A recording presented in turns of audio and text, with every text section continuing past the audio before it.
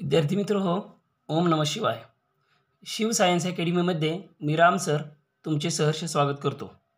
आज आपण इयत्ता 8वी 16 रिफ्लेक्शन ऑफ लाईट प्रकाशाचे परावर्तन पार्ट फर्स्ट पाहणार आहोत. सुरुवातीला काय माहिती दिली बघा. वी कॅन सी ऑब्जेक्ट्स, आपण वस्तू बघू शकतो. When light coming from these object, या वस्तूवरून येणारी लाईट्स प्रकाश इंटर आवर आईज, आपल्या डोळ्यामध्ये पडतो. वस्तूवरून येणारा प्रकाश जर आपल्या डोळ्यापर्यंत पोहोचला तरच आपल्याला ती वस्तू दिसते. रिफ्लेक्शन ऑफ लाईट, प्रकाशाचे परावर्तन. पहिल्यांदा डेफिनेशन दिलेली आहे बघा. When light rays fall on object, जेव्हा प्रकाश किरण एखाद्या ऑब्जेक्टवर पडतात, देअर डायरेक्शन चेंजेस, त्या प्रकाश किरणांची दिशा बदलते. अँड दे टर्न बॅक, आणि ते प्रकाश किरण मागे फिरतात. कॉल्ड रिफ्लेक्शन ऑफ लाईट, याला काय म्हणलं जातं? Reflection of light. बघा पूर्ण व्याख्या काय आहे. When light rays fall on object, their direction changes and they turn back, called reflection of light. जेव्हा प्रकाश किरण एखाद्या वस्तूवर पडतात आणि ते तिथून मागं फिरतात तेव्हा त्याला रिफ्लेक्शन ऑफ लाईट असं म्हणलं जातं. पुढचा मुद्दा आहे त्यातला लॉज ऑफ रिफ्लेक्शन. या रिफ्लेक्शनचे, प्रकाशाच्या परावर्तनाचे 3 महत्त्वाचे नियम आहेत. त्यासाठी पहिल्यांदा ही आपल्याला आकृती बघायची आहे. यामध्ये हा जो वर दाखवलेला POQ आहे, हा आरसा आहे. त्यानंतर हा आरशाकडे येणारा हा जो प्रकाश किरण आहे AO, याला आरशावर पडणारा हा जो प्रकाश किरण आहे त्याला म्हणायचं इन्सिडेंट रे, म्हणजेच आपाती किरण. येणारा जो किरण आहे त्याला म्हणायचं आपाती किरण, इन्सिडेंट रे. यामध्ये AO हा इन्सिडेंट रे आहे. त्यानंतर आरशावरून मागं फिरणारा जो आहे त्याला म्हणायचं रिफ्लेक्टेड रे, म्हणजे परावर्तित किरण. रिफ्लेक्टेड रे हा इन्सिडेंट रे O या बिंदूवर पडलेला आहे. इथं आरशावर तो O या बिंदूवर पडलेला आहे. आणि या O या बिंदूपासून आरशाला बरोबर जी लंब रेषा आहे, 90 अंशाचा कोन करणाऱ्या आरशाला,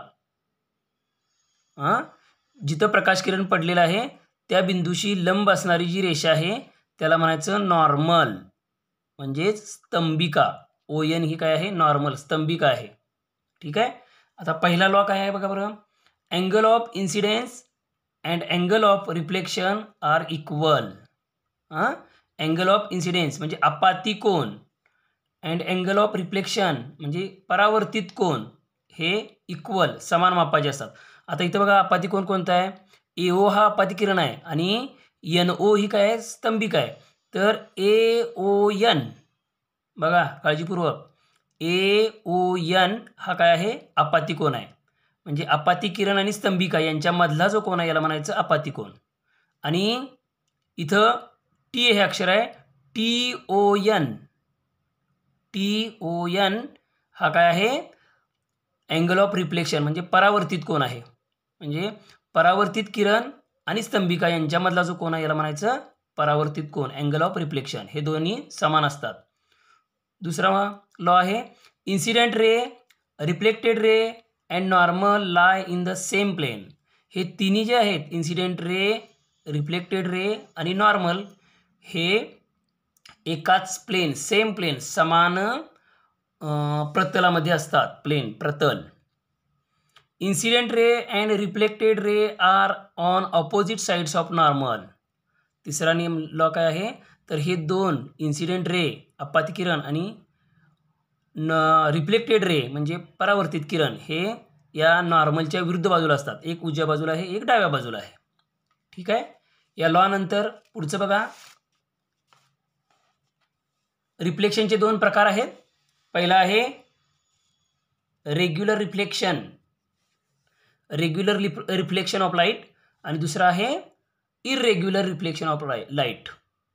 आता हे जे रेग्युलर रिफ्लेक्शन आहे ते स्मूथ सरफेसवरून म्हणजे सपाट पृष्ठभागावरून घडतं. सपाट पृष्ठभागावरून घडणार आहे त्याला रेग्युलर रिफ्लेक्शन म्हणायचं. इरेग्युलर जे आहे ते या पद्धतीचा जो खडबडीत पृष्ठभाग आहे, रफ सरफेसवरून जे घडतं त्याला इरेग्युलर रिफ्लेक्शन म्हणायचं. आता या दोन्हीची तुलनात्मक इथं काय दिलेली आहे, माहिती दिलेली आहे, तुम्हाला ते समजायला सोपं जाईल. बघा रेग्युलर रिफ्लेक्शन काय सांगितलं आहे? Occurs from plane and smooth surface, सपाट पृष्ठभागावरून हे घडतं. इरेग्युलरचं काय बघा बरं. ऑकर्स फ्रॉम रफ सरफेस, हे रफ सरफेस खडबडीत पृष्ठभागावरून घडतं. पुढं दुसरा मुद्दा बघा बरं, रेग्युलरमध्ये काय आहे, angle of incidence and angle of reflection are same for all parallel rays. हे जे रेज आलेले आहेत पॅरलल, हे जे निळे रंगाचे दिसत आहेत त्याला आपण काय म्हणलेलं आहे, इन्सिडेंट रे, हे पॅरलल आहेत.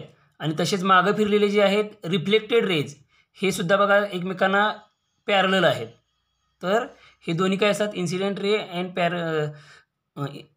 Angle of incidence and angle of reflection are same for all parallel rays. इथं अँगल ऑफ इन्सिडन्स आणि angle of reflection I1 R1 किंवा I2 R2 I3 R3 हे काय आहेत, सेम आहेत.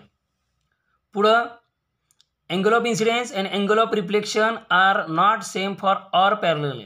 आता इथं बघा बरं, खडबडीत पृष्ठभागावरून I1 आणि R1 हे सेम आहेत, पण